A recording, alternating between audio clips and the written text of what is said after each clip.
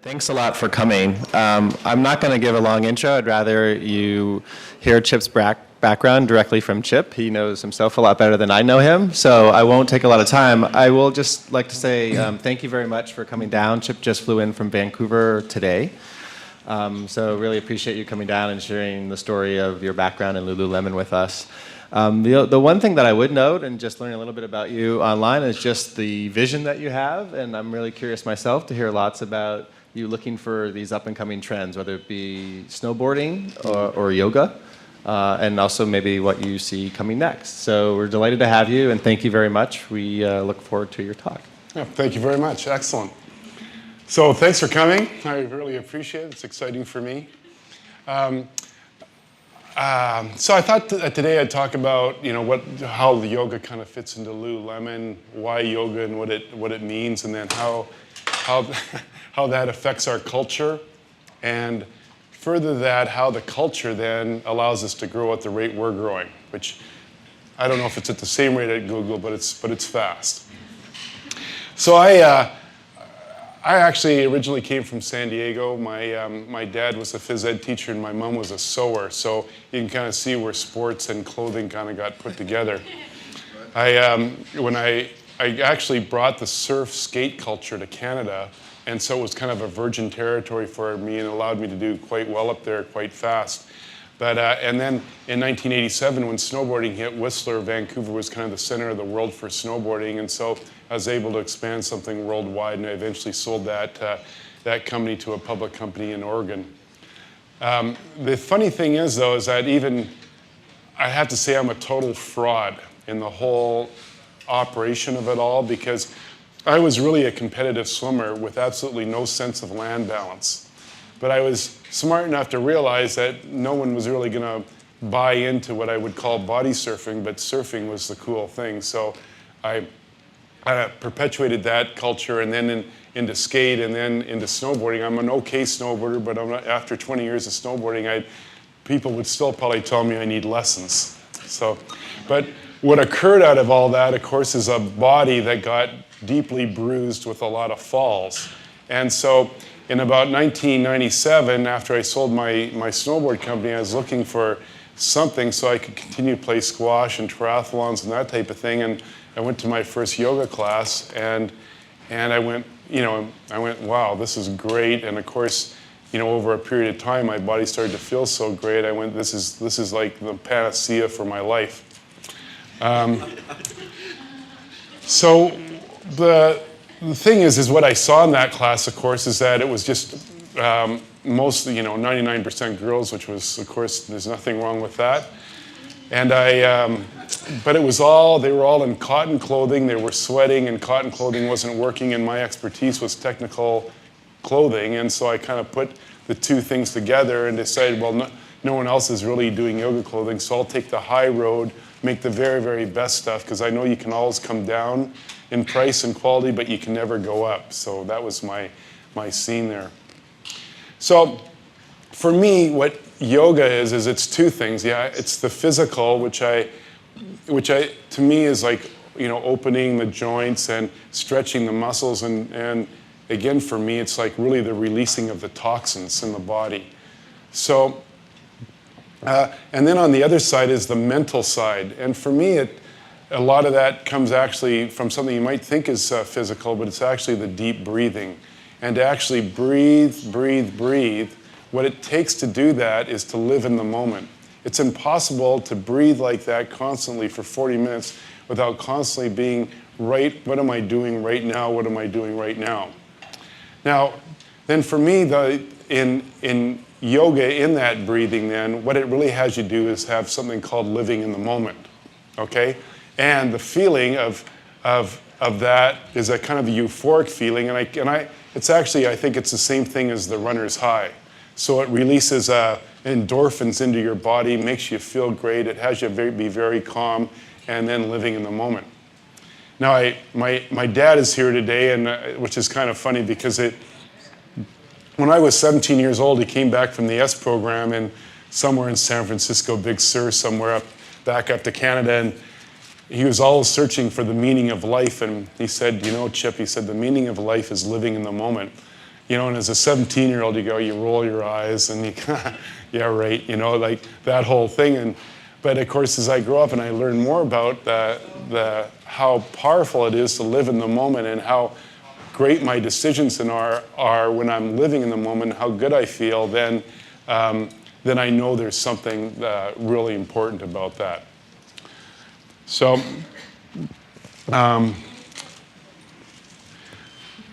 what I maintain then is that we are the most powerful in life when we're living in the moment and we're able to create. Okay, so we're most powerful.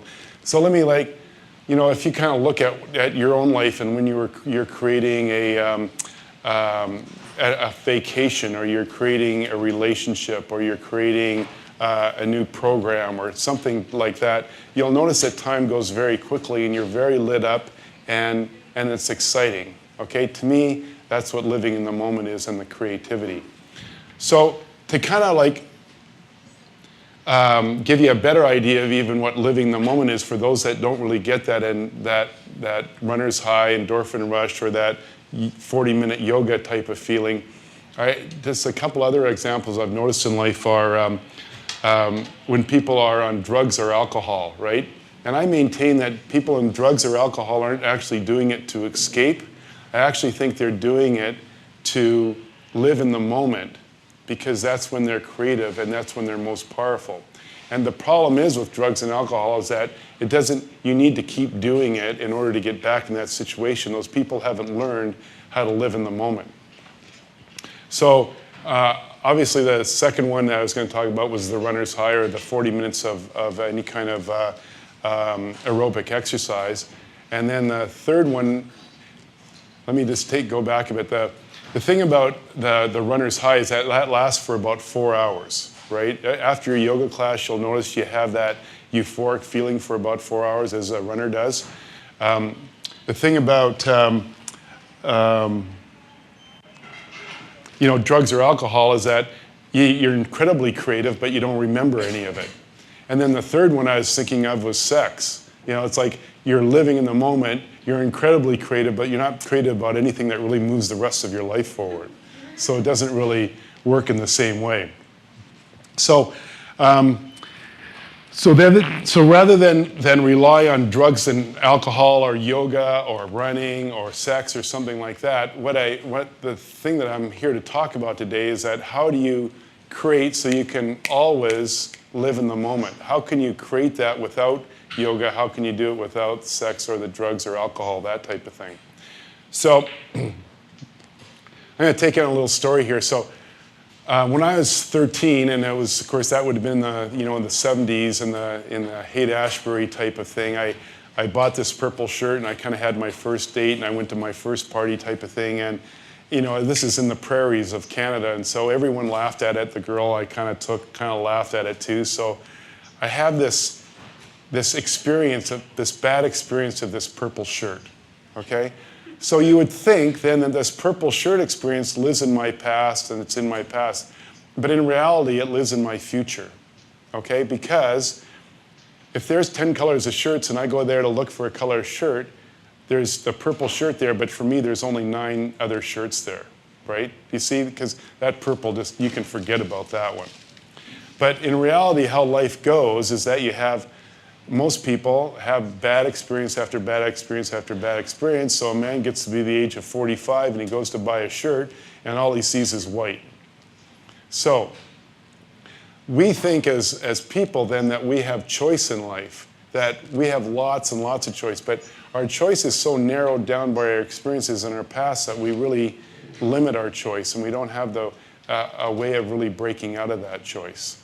So then the idea, if you can imagine it, is that if there's some way to eliminate your past just for a second, it's like brainwashing, or maybe you woke up in the hospital, you got hit by a bike or something, and you've got total amnesia, and you wake up, and if you have no past, then you have no future, right? Because if I hadn't had that bad experience about the purple shirt in the past, then it wouldn't live in my future. So you can imagine all your life exists of Your experiences in your past give you your future, and you're living in your past, your future, your past, your future, but never in the present. So by actually being able to recreate this thing called being in the present let me put it differently. By eliminating your past, then you can see you have no future. Does that make sense? If you had no bad experience, then you would have really no future. So what you've got is living in the moment. So the minute that you're living in the moment there, that's when you can be most creative. Because you can imagine waking up in the hospital with amnesia and then going to the store to buy a shirt and having no bad experiences of a purple shirt or anything else. The purple shirt looks wide open. You see how that works? So then the goal is how to create that living in the moment. So the interesting thing about the mind that I've discovered is that you can only hold one thought at a time. It's actually kind of fun to try to hold two thoughts, but in the end, you can only hold one thought at a time. And this is where the word choice comes from then, because you have the power to choose one thought. Okay, so then my assertion is that we can choose to have a thought called living in the moment. Okay, so what I'm trying to do there then is to get you to the living in the moment part is and choosing to do that is something I call creating. So what I find with most people, and I think this is so applicable to Google and to Lululemon, is that we're creating companies. All it is creating. But most people don't know how to set time aside for creating, and then second of all, they don't know how to go into creating mode, because they don't really know what the triggers of it are, or even what the feeling is. They haven't consciously thought that, oh, it's the same feeling I get after 40 minutes or an hour and a half of yoga. If I can choose to live that feeling right here, right now, even though I haven't done yoga, then suddenly I'm in a creating mode, okay? And I maintain that's when we're the most powerful in life. So at Lululemon then, this type of culture called creating has us have a common way of communicating, and it has us have a common way of being, because we come from the position that nothing works. So if you woke up every morning and you went at Google and goes, Google doesn't work, so what does that have for you then? Well, that has you have the great opportunity to recreate Google, or for us to recreate Lululemon, because we all know there's competition and all those things, and you can kind of like fall into that thing, oh, it's competition, so I got to get better. But it's more of like being in the mode of having fun and being lit up and being powerful by going, I'm going to recreate my company today. I'm going to recreate my life. I'm going to recreate my job. I'm going to recreate my marriage, because you know what? Nothing works in my life. But you can look at it from a fun point of view as opposed to a point of view that doesn't work for you. So at Lululemon then we have something, most people call it a vision, but I've figured out that it's not really a vision anymore, because even with your founders, it's something called an original intent. Like, what was the original intent of the company? Because this is the thing that gets lost as a company grows as fast as Google and to some extent Lululemon. So our original intent from the beginning, it had nothing to do with money, but we knew that if we followed this original intent that we would make money, was to take the world from a place of mediocrity to greatness. So then how do we do that? Everything at Lululemon is actually built on our training programs, and it's having people go through goal-setting exercises and having them be responsible for how their lives turn out. And this can go anywhere from 7 days to 20 days, and there's refreshers. Just like you guys have a lot of perks here, everything about us is mentally based, what we give our people. Not everything, but most of it. So then you can see as a company grows fast, like Lululemon or Google, by being in an era of creating and nothing works, then you can be on top of your life all the time and you can always be successful. And for us at Lululemon, it allows us to grow and to continue to train more people in goal setting and self-responsibility so that we can help make a difference and change the world. And that's what I invite Google to do too. And so I want to thank you for asking me to come. I could talk about any subject for about 5 million years, so I just thought I'd leave it at that and see if anyone had any questions. About Lululemon, about yoga, about anything. Yeah? So I grew up in India, learned yoga there. Yeah. And the essence of a lot of what they teach is simplicity. So the mat, we did yoga back then, cost like $1 or so. Yeah. And then I came here and I found the marketing machine that created a lifestyle around yoga. Yeah. And there are clothing lines like Nola where you can buy a $75, $175 bag for carrying the yoga mat with the titanium alloy panel designed by Christy Philbin. Yeah. So far away from the original spirit. And I was wondering how you reconcile the two, the spirit of yoga and the high-priced clothing line. So I was asked about how do you reconcile the original intent of yoga, perhaps, but I often wonder if that is the original intent of yoga being almost like poor, or I guess the focus of yoga would have been all inner and not rich outer, right? Yeah, rich inner life. I don't really see how you can divorce being great inside from wanting to be great outside.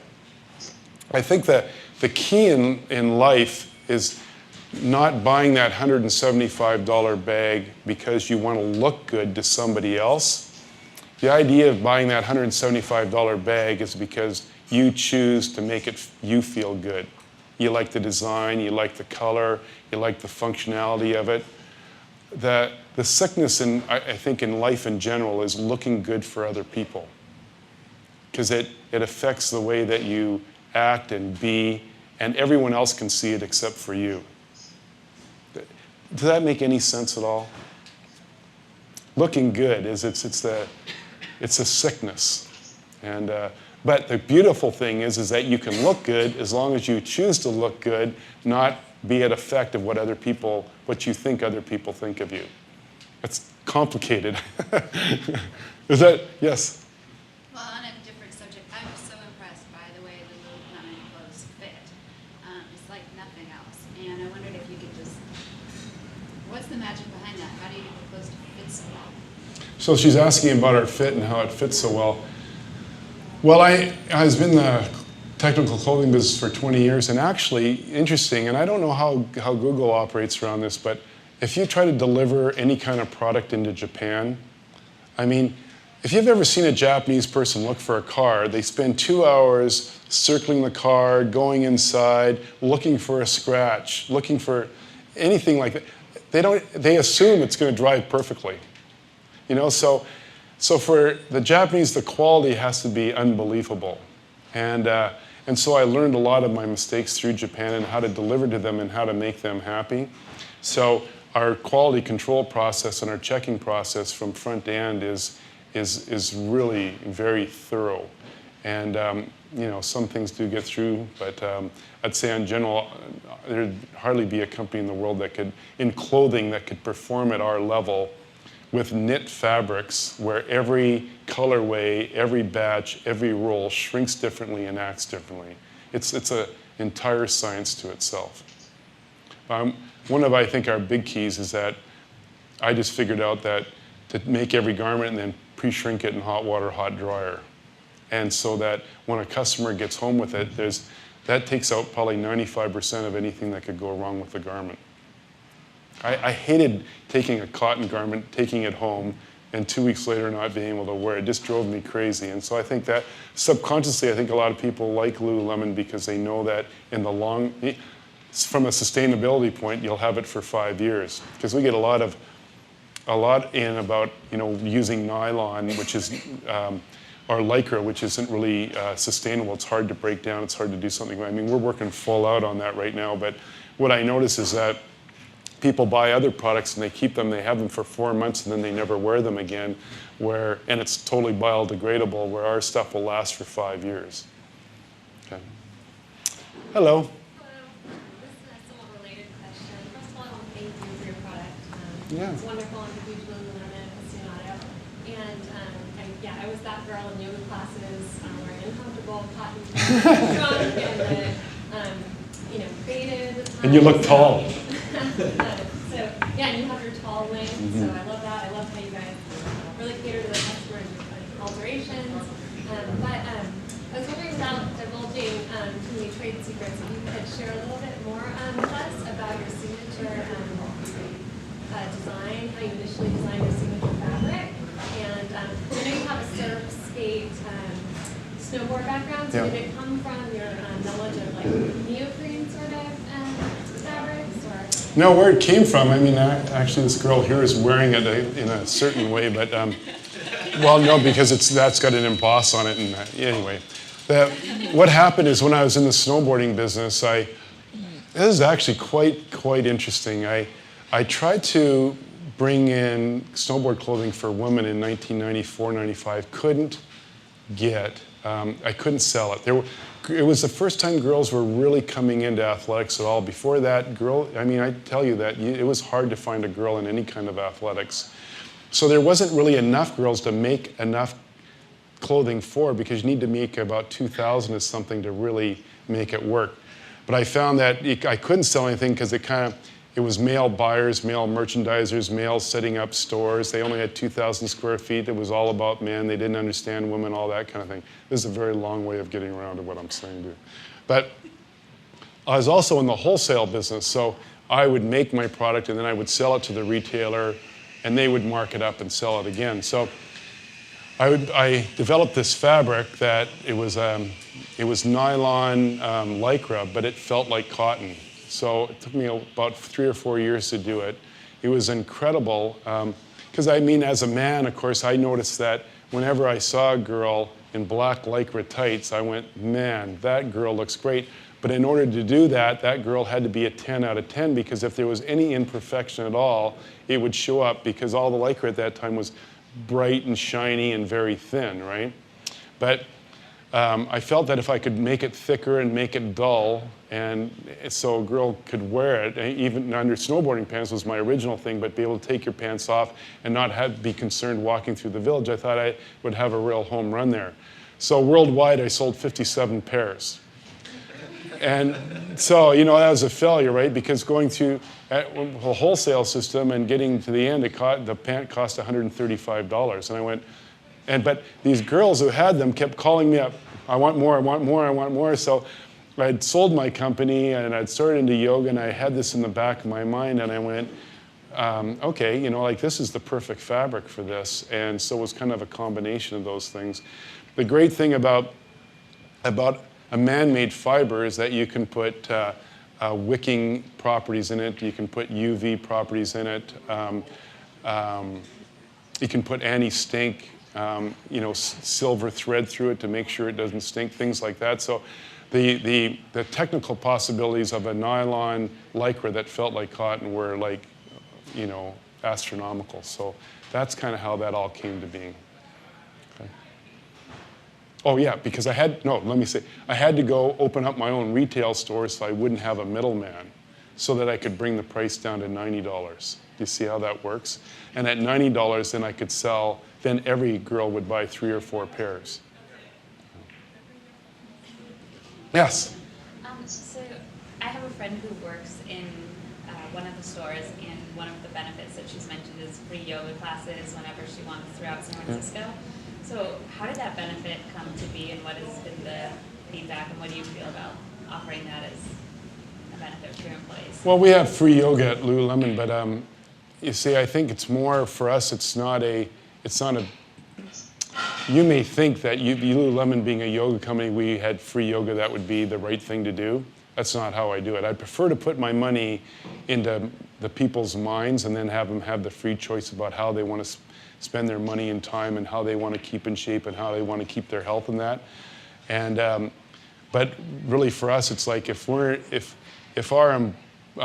the people that work for our company aren't involved and love and breathe and know yoga and know what people are doing in it, and how practices are changing, and how clothing changes, how temperature may change in the room, which would affect clothing and that, then we'll be dead in the water. So it's actually our employees are a huge feedback system to us, and we have that kind of come in through a general information gathering site. Okay.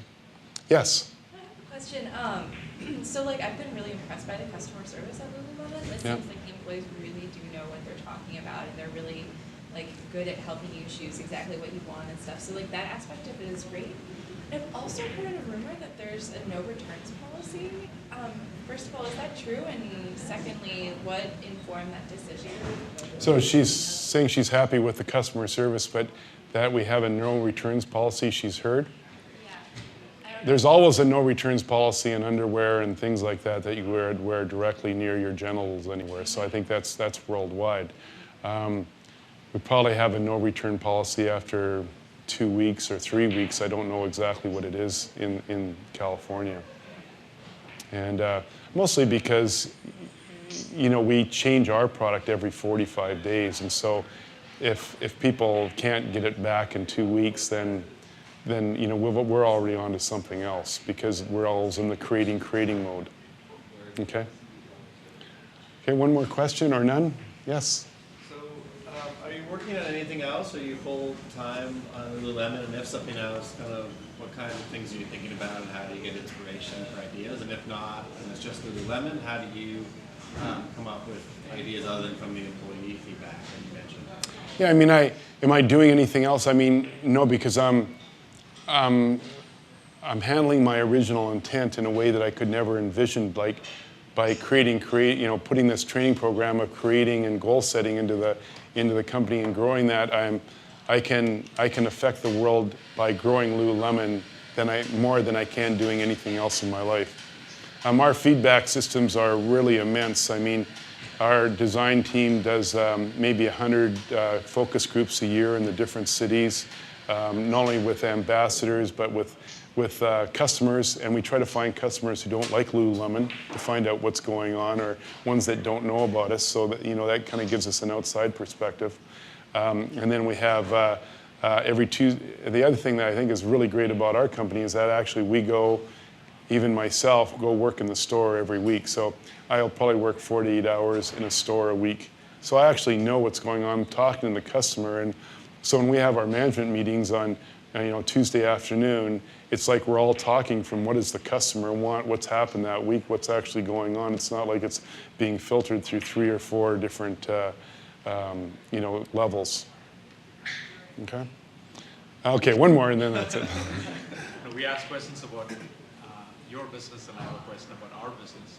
Do you use Google for your business, and if so, how do you like it? Well, I'm not a techie at all. Like, I'm just not. But I'm on the computer all day long, of course, and all I know is that if I want to find something else out, I go to Google and I type it in and I find it out. That's as much as I know about Google. And that I know I've used the map a few times when I want to find things, but it's interesting at my stage and maybe wealth and the number of people I have working for me, how easy it is for me to turn around and go, Leah, can you find that out?